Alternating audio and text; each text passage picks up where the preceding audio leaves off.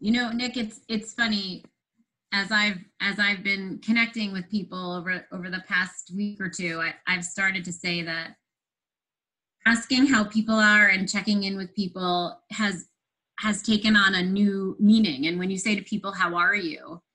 And you think about Maslow, I've spent a lot talking about Maslow's hierarchy recently, and over the past several years, or most of my career, I've spent so much time focusing on self-actualization and fulfillment and reaching our potential and doing things that we want to do, and getting challenges up there and out of the way. And now, now it's about basic needs. Now it's, do you have food? Can you get food? Do you have toilet paper? Do you have enough tissues in your house? Do you have a place to live? Is there someone in your house that's sick? And if that person is sick, are you able to care for them? And can you quarantine everybody else away from them? And so when we ask people now, how are you? It is such a loaded question. And I think the first question is, are you healthy? Does everybody that you love have their basic needs met? Is everybody alive? I mean, can you imagine ever asking that question to people?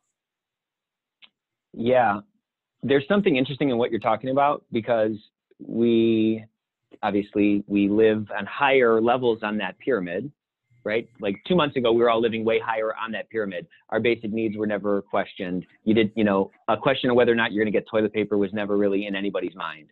And so we asked the question, oh, how are you doing? And it's a very sort of artificial question, kind of to your point. And now, because we're living closer to that base and those things that we took for granted aren't really there, it feels like when we ask that question, there's some more authenticity behind it. I think you're right. I mean, it's a great point. When I ask people now, how are you doing?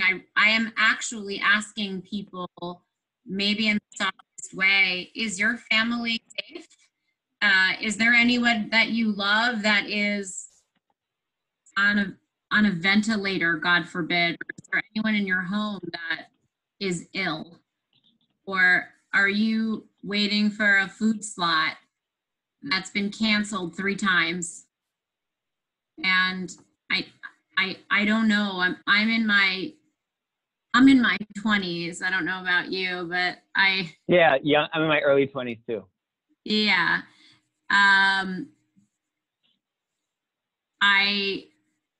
I never thought I would be having these kinds of conversations in my whole lifetime. It's not something I would have ever imagined.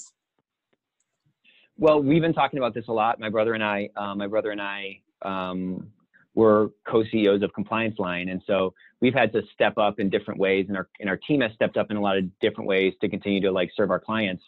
But the point is, what I think we found is that this whole thing is way more fragile than I think we have ever thought. Yeah, it's way more fragile than we ever thought. We feel as though we've all hit rock bottom. We are merely 3 weeks into it. All of the data that we should trust shows that we have not even yet hit the peak. Yeah, I mean, we're just getting started. We're really just getting started on this ramp up. And there's I don't want to call it a false sense of security when everyone is so sort of insecure right now with respect to our whole sort of world changing. But I think that a lot of folks think okay, well, we're in coronavirus mode. And it's like, well, we've taken the first step on this journey. We don't know what the future holds. We don't know what it's going to look like in 3 weeks. Is the whole country going to be like what we were seeing in Italy, a month ago? It's a different situation that, to your point, I don't think anybody thought we would see in our lifetimes, which is a scary place to be. It is a scary, scary place to be. And what's interesting is that some of the concepts that have been touted by people in our space and in the space where I play for years that some people have been hanging on to and some people have been proponents of are suddenly emergencies. And so, one of the things I think about that's tactical is remote work. And, I giggle, but not in a funny way, about a talk that I had the opportunity to present in October of 2019. And I spoke in front of a large group of people about remote work and how important I believed it was going to be in the next 5 years. And I shared a whole bunch of statistics and facts and figures and why I thought it would be important for people to really start to think about it and get on board.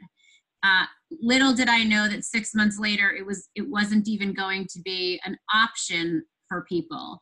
And it's interesting for me to think about people that wouldn't have even listened to such a talk or shown up for it, or would have just, fluffed it off at the time, where now they're forced to figure out how to run a business that way. Or where we talk about leadership with compassion, or how people need to understand how to deliver news with compassion or share things, because you're in an environment right now where the unemployment statistics are growing exponentially. Right. And so we're now in a world where things like candor, courage, and care, which is my trademark that I've been working on and talking about for 2 years, it's not just fluff anymore. Now, this is where the women and men are going to stand out from the girls and the boys.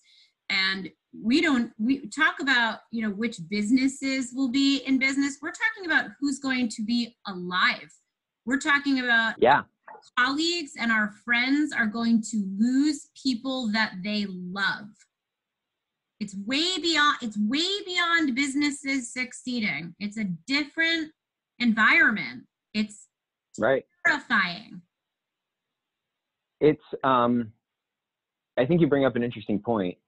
You're talking about how a lot of the stuff that people would think was fluff 6 months ago is now some of the most important conversations that we need to be having. And whether you want to talk about it from a compassion standpoint or a kindness standpoint or an empathy standpoint or a mental health standpoint, to the extent that we are in a knowledge work environment, a knowledge work economy where the assets are people, they're not machines, these things that we're talking about end up being the lubricant in those machines. And a lot of our plans for emergencies, when we're thinking about what assets need to be in place and what do we need to do to react to an emergency, I found many of those plans and policies and thought experiments from a risk mitigation perspective lacking on the human element and how we account for, well, how are the people going to feel in the midst of this? And I think this is really bringing that to the surface, this crisis that we're in. I would agree with you. I think that is why what's interesting is my business has had a very interesting change even over the past 4 weeks. For about 2 to 3 weeks, my business took a very, very big hit because most of what I do is I run, large programs or small intimate programs, but I show up in organizations and I help run offsites for executive leadership teams to help them with, as I say, anything that starts with a C, culture, communication, or conflict, and helping them to be more efficient and effective with their organization, but putting people-focused leadership at the forefront of the workplace. And I'm usually a pretty booked person. And so you imagine that a calendar that was booked to the gills with me showing up on site, leading organizations through these processes Monday through Friday. Of course, all of my meetings and sessions were promptly canceled from March to June. My gosh. It was I mean, terrifying, absolutely terrifying. And it all happened, Nick, in a period of approximately 9 business days. And not in about 9 business days, I watched my whole second to third quarter go to 0. Wow. And I was sick to my stomach. What was that like? What did that feel like? Terror and heartbreak, and that millions of us have experienced. And right. in the past week and a half, the 2 weeks that followed, what has surged for me and has almost taken the place is, I think, what you just referred to, that in so much of the work that had taken place prior to this, that human element was missing. And we now have a whole country of people sitting in our homes on Zoom, trying to create makeshift offices, sometimes with fake backgrounds on the moon or on the beach, wherever we might be, and realizing that this connection, understanding, empathy, human touch piece is so urgently critical that I'm not standing in organizations and leading offsites or helping leadership teams manage through culture anymore. I'm now suddenly booked to the gills, leading virtual sessions, helping teams inject, re-inject, or figure out how to do this now from our screens. Right.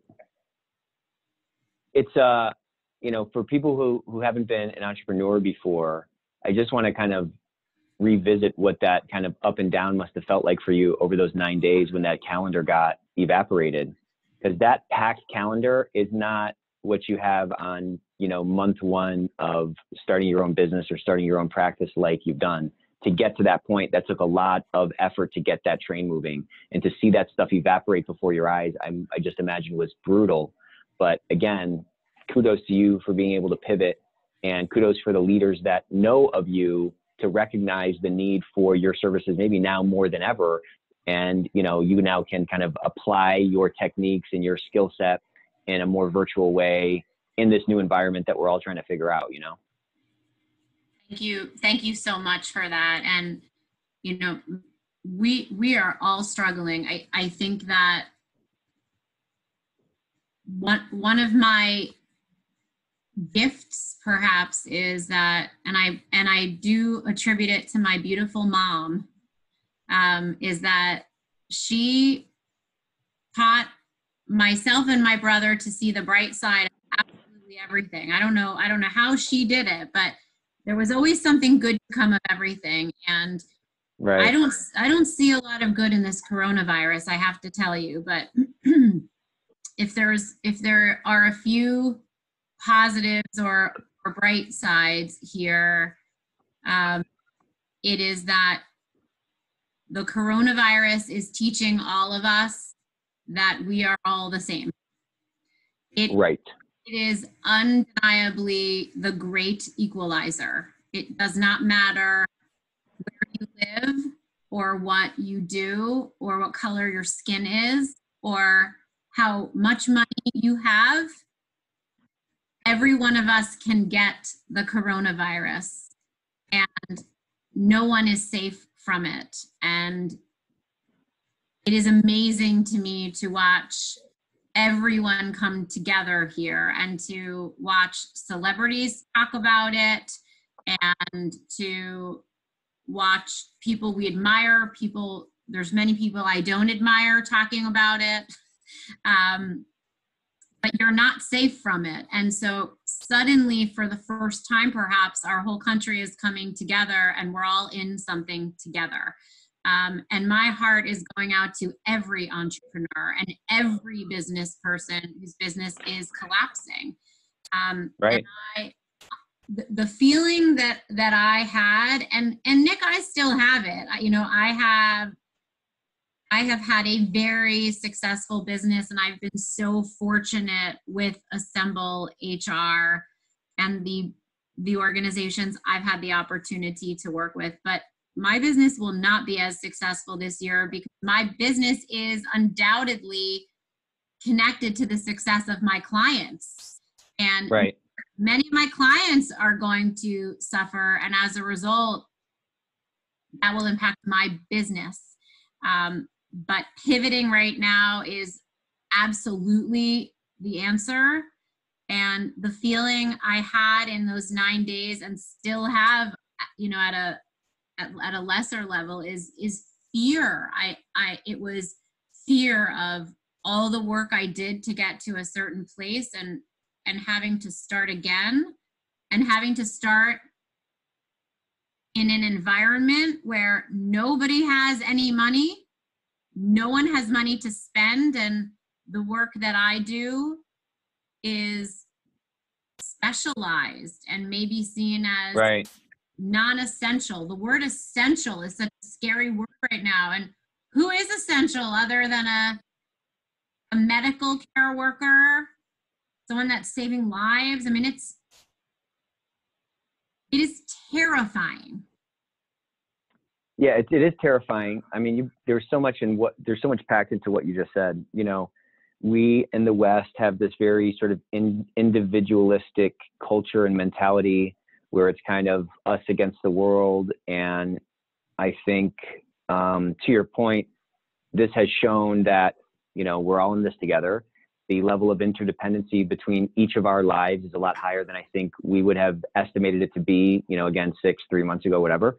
And that great leveler leading to this essential nature of things allows for us to kind of open our eyes to the people that really keep things moving. And we did a podcast on this the other day, and we were just talking about how, you know, a lot of these so-called menial workers are the people that are actually the people in the foxholes with the guns, you know, with the bullets, you know, buzzing over their heads. They're the ones who are keeping this war going. And the folks that, you know, maybe were looked down upon by some people, you know, a few months ago are now the people who are heroes. And I think to the last point you made about, you know, who's essential, what's essential, how does your service, which may not have been viewed as essential, how does that change in the context of this? And what I'm seeing is that, look, you're right. I mean, if a company's trying to keep their lights on, that's kind of a worst case scenario, and they're going to be making sort of some tough decisions.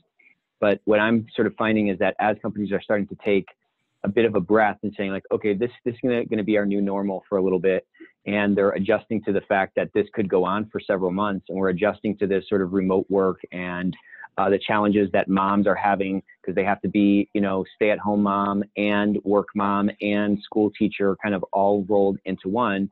It leaves a lot of opportunity for folks like you to come in and talk about, you know, that candor, courage, and care, or to talk about culture and communication and how do we deal with conflict and so forth. So I just commend you for, you know, your attitude. You really, I know you've been through a hard kind of couple of weeks, but your positivity is really shining through. And I think that is what we need from leaders like you as we kind of trudge our path through this new frontier, you know? I appreciate that so much. And I think we all need messages from each other. There are people that inspire me, and all I ever hope to do is maybe help more person who will then inspire another person. And I'm curious, Nick, how is this impacting you and your business? So it's kind of an interesting question. So on the one hand, we have an essential business. We have, and it's actually essential. Okay. So we're basically we serve a lot of healthcare organizations. So we provide whistleblower hotlines. We serve a lot of nursing homes as well. In those cases, we're sometimes like 911 for nursing homes. So that population is obviously super susceptible to all this stuff. So we've seen a huge surge in volume. And because of the specialized nature of our solutions, we've also been able to help out some organizations and municipalities and stuff like that with, you know, specialized hotlines to maintain employee relations through this process, right? You know, HR people are getting inundated with hundreds of emails a day asking the same question, or people are concerned about this or that. So we can set up a specialized hotline for them to help them, you know, communicate better and, you know, clear the path for them to focus on the real strategic things that they need to cover, you know, right now. So on that side, it's been a positive. What's really been the biggest thing that I've been battling against and my brother has been battling against is the people piece, which is some of the stuff that you just alluded to. And what I'm talking about is while we've sent all of our non-essential people, you know, to work from home, those who can work remotely are doing so. We've cut down the risk of, you know, contagion within our office, you know, by, you know, depending on how you do the math, 78 to like 83%. There's still people that are coming here every single day who are answering those phones from the nursing home and answering those phones, answering those calls from nurses who are voicing their concerns about X, Y, or Z, who are trying to do our part to kind of support the people that are on those front lines. And they're humans. I mean, they're scared themselves. They're worried about all these other things. So we're taking steps, obviously, to do our best to communicate a lot and to you know, disinfect and space people out and things like that. But that's probably the biggest challenge that we faced over the last couple of weeks is the battling the fear, trying to provide good information for folks and trying to provide, you know, essentially the safety for us to continue to fight alongside the people that we're trying to support. What's interesting is one of the more urgently sought after programs that I'm now offering that I can't book fast enough. And we're getting a lot of calls for is a program I put together 2 weekends ago called Change Leadership in Our New Normal. Mm-hmm. In the program, we go through the Bridges change curve, and it starts with an ending, and it goes to the neutral, and it goes to a new beginning. And we talk about the emotions that people feel in each of those stages. And the key point in that particular model is that we don't think about or focus on the change, because the change isn't something that people can control, nor is it something that we asked for. What we focus on is the transition, because the transition is something that happens inside of people. It's what happens in our minds and in our own mentality and our emotions. And every single person experiences transition in a different way at a different pace. And so right, your transition and mine for the same change could be very different. And in the program that I'm offering, we talk about what leaders need to provide to their people and their teams and their families and their loved ones in each stage. And when you talk to me about what your customers and what people need in the nursing homes during that time, particularly on those phone calls, the answer in stage 1, which is the ending of something that we know, the ending of something where we are comfortable, which creates confusion and sadness and depression right, and panic and fear, are 2 things.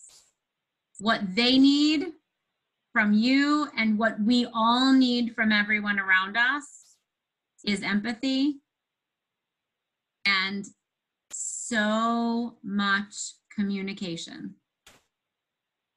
And empathy is really tricky. Many people confuse empathy with sympathy. Sympathy. Yeah, let's pick that apart, please. Yeah, so sympathy is, I feel bad for you. I feel bad for the situation you're in. So if I hear that you lost your favorite jacket, that really cool red jacket you're wearing, and if you tell me how much you love that jacket and you tell me the whole story and that you lost it and I feel really bad for you, that's sympathy. Empathy, which is a much, much deeper and trickier emotion that most people don't really have or have practice at, is the ability to feel what another person is feeling. So I actually also feel sadness and loss about your jacket. I feel sad also personally that you have lost your jacket.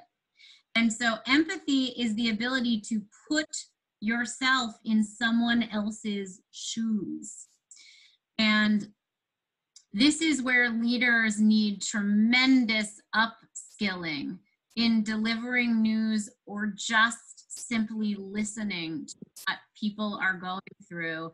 Empathy is imagining and doing everything we can to put ourselves in someone else's circumstance and what those feelings feel like. And the best leaders, those with the most empathy, are conveying to others that they're right there with them in that moment. Even if they don't necessarily feel that themselves, they almost can conjure it up by stepping so deeply into the shoes of the person that they're connecting with. Yeah. So there's a leader I work with right now. I know an employee that has shared with this leader some really, really tough personal news, and the leader's response was, that sucks. That's a great example of no empathy. So yeah, what would you even call that? That's a great example of barely sympathy. Got it. And so leaders need so much training, learning, experience, and exposure to empathy right now. And then in terms of communication, what we need as people is so much information. That is how we gain control. And so communication comes in so many forms right now during this phase, which is the ending phase, the panic phase, the confusion phase. And so hearing from people that we know, hearing from our leaders, our friends, this is why we are watching the news and reading updates on our phones, and we can't get enough, because we want expectations, we want data, we want to know anything that anyone can tell us. This is why companies should be reaching out to their employees to let them know anything they can, because in the absence of information, we start filling in our assumptions, and that's where the fears come in. So if you haven't heard from your company, maybe you worry if you're going to get laid off. If you haven't heard from your family member, maybe you worry they're in the hospital. If you haven't heard from Amazon, if you haven't seen a confirmation email from Amazon, maybe you worry that your food isn't coming. And so these are great examples of how critical proactive communication is right now. And so these are some of the things that I've been covering in my change leadership session right now that's so pertinent to what's going on in our world. But it sounds like it's probably applicable to what's happening with your group, and certainly with the nursing homes, because the care of elderly is so important. I mean, as you talked about the sort of pillars of this course, or of this sort of thought path, I just can't imagine where it doesn't apply. And I think it's super important. I mean, let me ask you this. Why do you think it's so hard for people to get that empathy thing right? And do you see certain groups do it worse than others? Like, I would bet, I'll just go ahead and say it, like, I bet it's harder for men in general to be empathetic. And I'm just wondering, why do you think that is? in general or specifically? You know, I've seen some men be incredibly empathic. I think it just depends on certain people, and it also depends on which schools of thought you subscribe to. If you subscribe to the Strength Finder school of thought, they would tell you, that school of thought would tell you that empathy is a natural talent that you're born with or not. And we all have the same 34 themes of strength as human beings. And for some people, it's just naturally stronger than others. That school of thought would tell you that it can't be taught. It can only be developed more strongly than others. I believe that the more we talk about it and the more people understand what it is, or people are given examples or can think of times when others empathized with them and say, oh, that's what it was. Because once you've experienced a moment of empathy, you know, from someone else. Yeah, you know the difference. Yeah. So, okay, so that's good. But why is it so hard? I mean, you know, this is maybe going to sound stupid, so buckle up. But there's a certain like emotional guard that needs to be let down for that connection to be had and those emotions to be felt. And why is it so hard for people to get there? I mean, do you feel like, I mean, it doesn't sound like you think the Strength Finder model is necessarily correct. It sounds like you think anybody can sort of develop this, whether you're sort of quote unquote born with it or not. Is that right or no? Well, actually, I think you just answered it the way that you asked the question. I believe the reason it's so hard is because there is a lot more work to do for human beings to show empathy than to show sympathy. If I have things to do. Got it. If I have to get through my day and you just broke up with your boyfriend, I want to be a very sensitive person to you. Mm-hmm.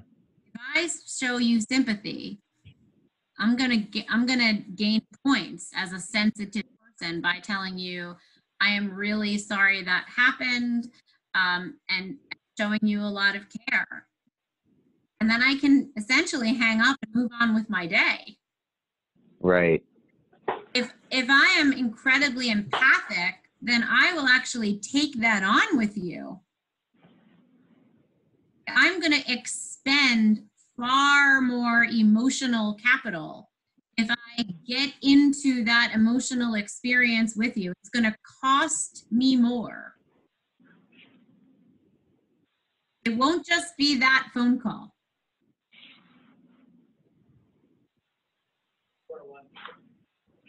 I think that's really well put. It takes more to do it. And I wonder if, like, self-centeredness goes up, the difficulty to be truly empathetic also rises. Well, if you think about this moment in time, I think it's also fair that everyone is in survival mode.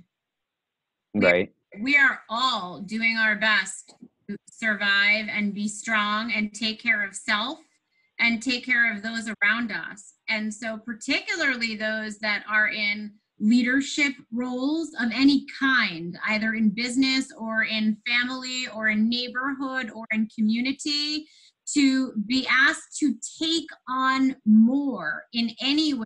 Right? But most particularly emotionally, that's a lot. And so if you are not naturally empathic already, think of what that weight could be.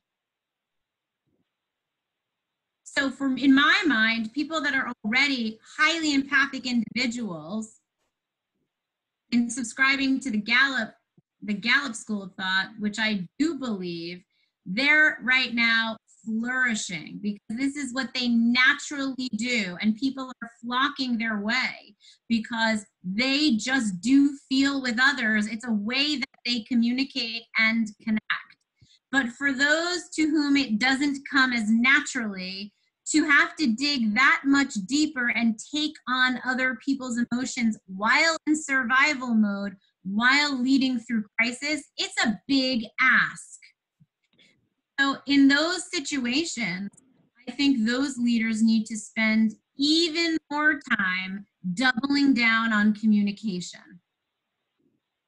To kind of compensate for the difficulty in providing the empathy, or? That's right. So for those leaders, it's about thinking about how to be sympathetic, about acknowledging emotions that other people are experiencing and saying them out loud. How hard it must be that your XYZ person isn't feeling well, and asking out loud what people need. It's about making sure every connection starts with people and not business. And I've been saying all the time, people first, business second. Anybody who is starting a conversation, 100%. anyone who's talking business first is making a big mistake right now. Anybody, it doesn't matter what business you're in. And if you think you're communicating, no matter who you are or what you do, we're not doing it enough. We can't possibly communicate enough. Just double whatever we're doing, we should double it. That's really great advice. You know, as you were kind of, before you got into the difficulty, and you talked about how we're in survival mode, and when you're in survival mode and you're just trying to keep your own head above water, you're focused on, you know, not drowning yourself. It's hard to look around you on who needs a life, you know, vest or whatever. I was just thinking what an opportunity it is for leaders to make that sort of empathetic impact and be there for their people and so forth. But you're right. There's like a commensurate, you know, the need is sort of exploded. The impact that can be had from this stuff has exploded, but there's sort of a commensurate explosion of, you know, crisis that is also sapping or, you know, taking attention away from the application on the other side where that huge impact could be had, you know? No doubt. No doubt. So you know, the whole purpose of this podcast is really to help elevate ethics and compliance, or help elevate HR from this check the box, from this cost center way of thinking that a lot of companies apply to these functions that, in my mind, are the most underutilized assets in organizations, particularly, again, in our knowledge work economy where the people are the assets. You've talked about a lot over the last, you know, few minutes as we've been chatting, but for somebody that's just in the thick of it right now, who maybe is trapped, so to speak, in one of these organizations that is sort of dollar myopic, dollar first, profits over people type of company, what would you tell them? What advice would you give them, you know, today? And what advice would you give them sort of over the medium term on how they can help elevate and use this crisis as an opportunity to multiply their impact? There is not a single person, unfortunately, in our country today that isn't touched by what is going on.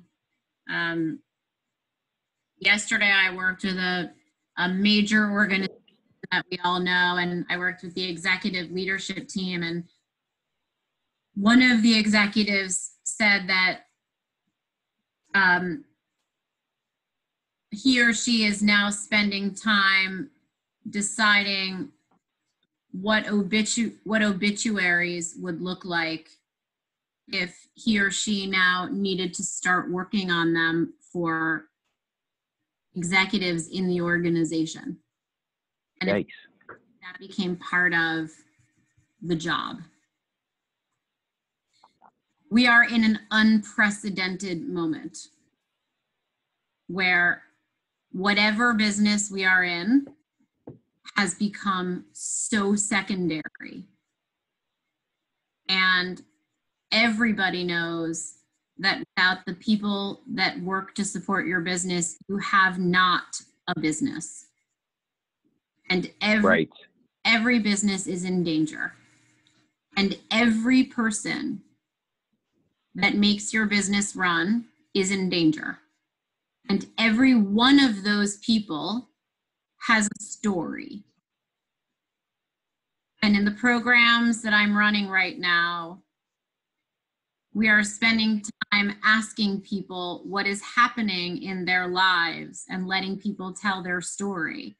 And what has astounded me and broken me down is that I have yet to hear a person at any level, C-suite down, who isn't experiencing a crisis. Not one, not a single person. And so what organizations need to know now is that what we really are groups of people in crisis that are also trying to run businesses. That's what we are. We are not businesses. We are groups of people in crisis that are trying to run businesses. And if you think about it like that, if I told you, Nick, that your business building was on fire right now, would you get the people out of the building? Or would you tell everyone to stay in the building and keep?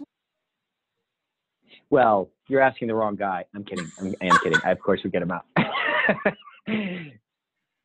And so that's what we're dealing with today. That is how today is different from any other day before.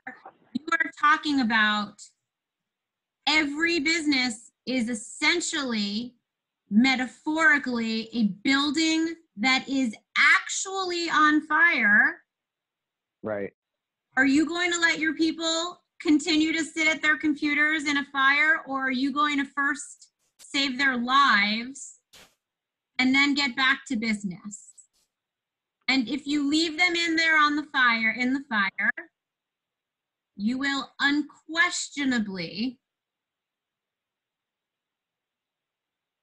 get your payback later. People will remember and always remember how they are treated in the toughest of times. This is where loyalty is earned. This is where people walk out and remember. This is the stuff that matters. Yeah, I think that's really aptly put. The business is nothing more than a collection of people. And, you know, that's something I've been saying for a long time. It's just a bunch of people who show up at the same place every day, pursuing some mission or some set of activities that are in pursuit of some purpose or whatever. But to your point, this whole situation has really underscored that and made that a reality. Because like you said, we're just a bunch of people in crisis that are trying to run a business. The business isn't doing something. The logo on the door isn't doing something. There are people that are doing all those things. And those people, to your point again, are in this crisis mode, and they're all affected by it. And there's this undercurrent of fear. And where's my rent going to come from? And am I going to get furloughed? And what am I going to do about my mom? And I haven't heard from my uncle. And all these thoughts that are in the back of everyone's head while they're trying to do these, while they're trying to do the business of whatever business they're doing. And something else you said that I really think is spot on is this is the time that people are going to remember. And something my brother and I have been saying is that character is revealed in times like this. It's not built. And the heart of a company is going to come out in these scenarios. Everyone has a really nice website and a really nice mission statement that has a lot of diversity on it. And we put people first. Those are really easy things to say. But I think when the chips are down, you see where people actually stand and you see what their hearts really are. And you're right, people are not going to forget. But I think in today's transparent culture, it's going to extend beyond the people in the four walls of the business from the way that they were treated. It's going to extend out to the people around them. And the people around them are going to remember how these organizations treated their loved ones or those people that they care about.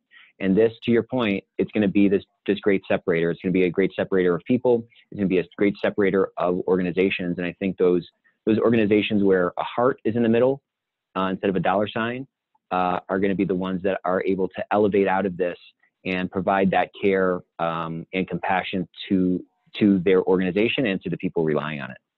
It's never been more true. It's never been more true. Right. I think right now about certain companies. I think about my good friend Jonathan Hirsch, his company called Lamart, and his company could be in big trouble right now. And he doesn't care. He has just taken every resource that he has because he has a factory, and he could now be losing every dollar that they're going to make this year, but he has changed over his factory, which is not as big as the big fancy factories that you're seeing all over the news, and they're making gowns for medical workers. Good for him. What a guy. We'll all remember that. Everyone will remember that. That's hard in the middle of your company. Yeah, and you know, he's not doing it, but what's interesting is that people who are actually doing this stuff, they're not doing it for the PR angle. He's not, you know what I'm saying? He's probably not bringing in cameras to say, you know, look at us and what we're doing. He's trying to actually make a difference. And that's what's kind of the beauty of all the stuff we're talking about, is that if it's real, it's rooted in authenticity. Like you can maybe fake sympathy, but you can't fake empathy. You can't really fake having a heart like your friend has, because that takes a real sacrifice. And I think in today's culture, we're super tuned into this authenticity thing. And I think a lot of these things that, again, like we were saying earlier in the conversation, a lot of these things that were fluffy and soft and, you know, blah, blah, blah, hugs and kisses type of things, I think we're starting to see, and this is really going to prove it, that these are the things that actually matter.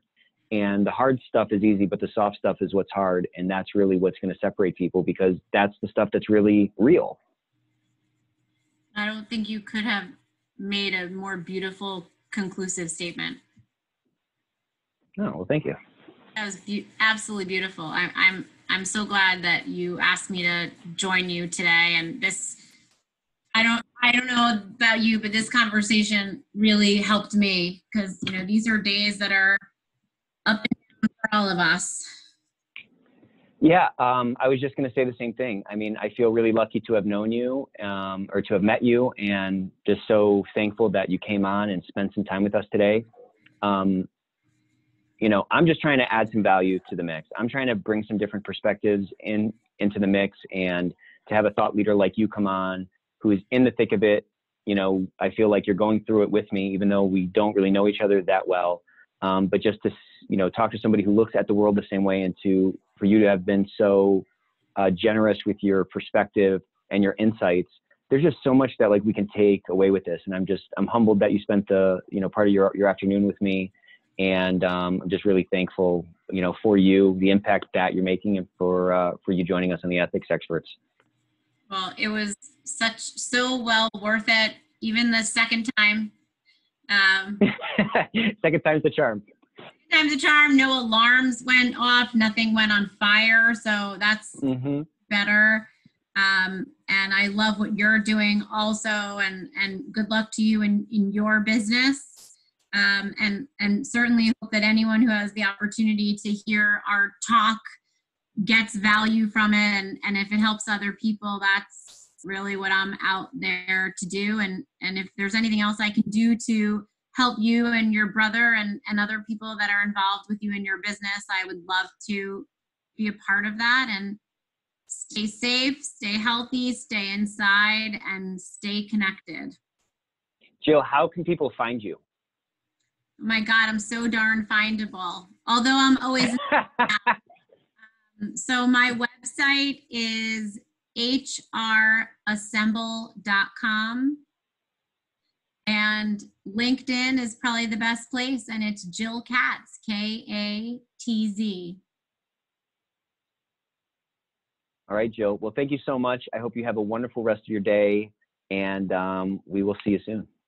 Thank you so much. Take care. Oh my gosh, Jill, that was so fun. That was great. Thank you so much. That was awesome. You're a master. Obviously, you do this all the time, but I just appreciate your heart. You really, I don't know. you're so passionate about this stuff. You're so authentic with it. And there's just a lot of feeling in what we're doing here together. And I just, I don't know, I appreciate you and what you're bringing to bear in the world right now. I think we need it more than ever, you know? I think you're pretty darn natural yourself. Oh, well, thank you. That was awesome. That was a lot of fun. So I am going to get this published as soon as I can. It'll probably come out like middle of next week. I'll send you all the files and, you know, tag you and everything else. And, you know, you can share it around. And yeah, it might be interesting if we do like a joint webinar. That could be a cool thing. I'm just brainstorming, you know, but I love this framework that you're talking about, this empathy and communication, because it's so actionable. And I think I love how you kind of tied it down to like even people who are kind of like, you know, weak on the empathy scale, they can still provide that hug, so to speak, to folks by leaning into something that they're probably better at or something that's probably easier to execute on. And that's just over communicating. You know what I'm saying? Like you can do either one and be that effective leader, regardless of how you're wired, if that skill finder thing is right, or regardless of whether you have time to sort of build it if the Gallup side is right, you know? There's always a way. You just have to want to. Yeah. Well, thank you so much, Jill. This was really, I don't know, highlighted my day. I feel like energized. It gave me some good thoughts on how I can kind of try to be a better leader here for my people. Because I mean, they're scared. I mean, they're absolutely scared about what's going on and what's coming. And you said it earlier that this thing's not going to peak for a while still. So we got a lot of storm coming.